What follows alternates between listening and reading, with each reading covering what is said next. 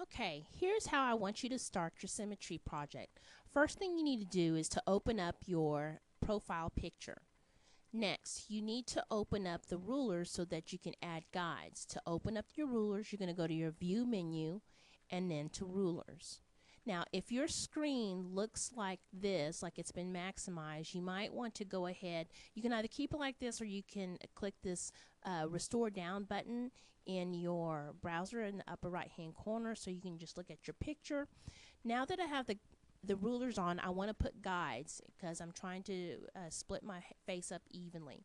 Using my move tool, which is the first tool in the upper left hand corner of my toolbar, I'm going to click on that, put my mouse in my ruler till I get the white arrow, click, hold my mouse key and drag down. I want to drag a line down the middle of my eye so that I get in the pupils, and then I'm going to put another one vertically down the center of my nose. Now on my picture it is not centered because if I take a look close to my eyes, they're looking kind of lopsided, so I need to rotate my picture just a little bit more. What I'm going to do is I'm going to go to my edit menu and I'm going to select all. My bad. Go to select menu and go to select all. So it selects everything. Then I'm going to go to my edit menu and ask it to do a free transform. What that's going to do is that's going to select this entire picture and allow me to manually rotate my picture. I'm going to put my mouse in the outside area of the picture in the gray area and kind of rotate that picture until I feel like I have my eyes in the center. Now the way the rotation tool works, the selecting tool, what I have to do before I can do anything else in my picture, notice how all my selections are grayed out. I have to confirm or reject this by either clicking the check mark to confirm my change or do a cancel with the circle and the slash. So I'm going to confirm my change. Now I'm going to take my move tool and take this guide, click on this guide and readjust that so that I'm pretty much in the center. Now if you'll notice the marching ants around the picture, I need to deselect my picture. Otherwise, the next changes I do will only be in the selected area. So go to my select menu and ask it to deselect. Now, I don't need this horizontal line anymore, so I'm going to click and drag it out of my picture.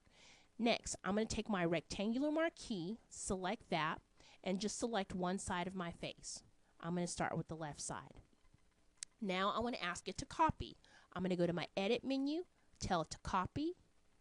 Go to my edit menu and ask it to paste. If you're into keyboard shortcuts, that's a Control-C and a Control-V.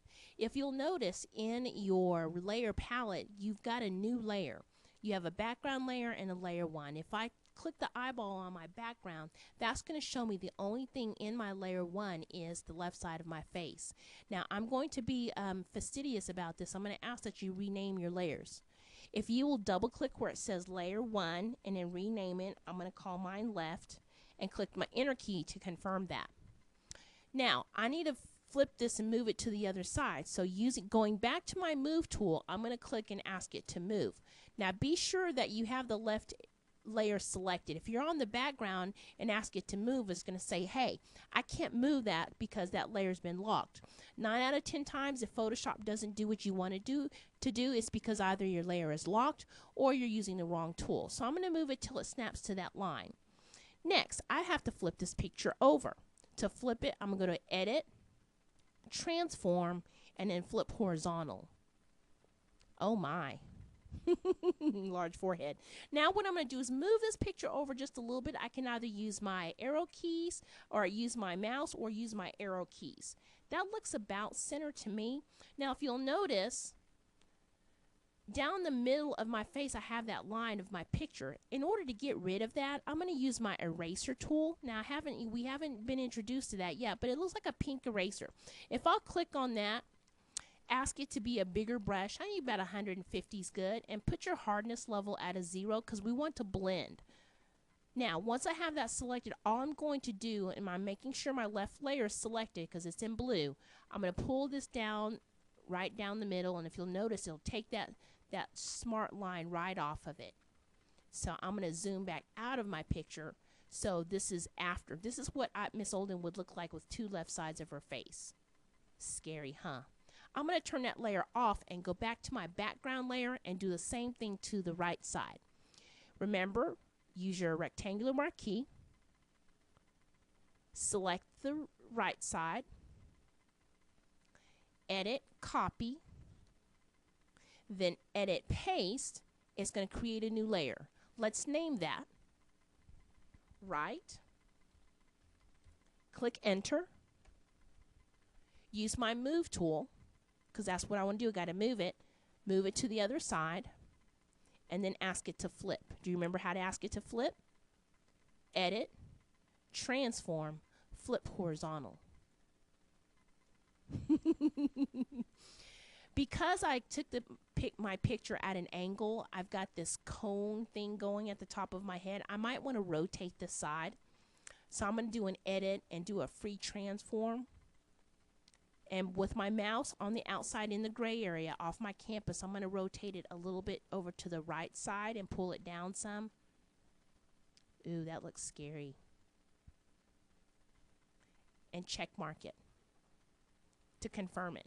I have a little bit of line here in the center. I'm going to take my eraser tool, making sure I'm on my right layer, go through and take that line out. What does this project teach us about symmetry?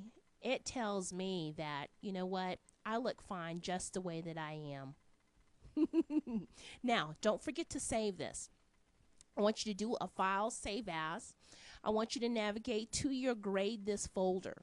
So if you'll go to your My Computer, navigate to your folder. Mine says Olden because that's my username, but you're going to go to your grade this folder, and then you're going to give it the following name. You're going to call it whatever class period you're in. Say I'm in 7th period. I'm going to capitalize the first letter of my last name, capitalize the first letter of my first name, space, sim, as in symmetry. Now what Photoshop is going to do is going to add a PSD at the end because it's a Photoshop document. And what that's going to tell me is going to keep all of my 3 layers together. I spelled my own last name wrong.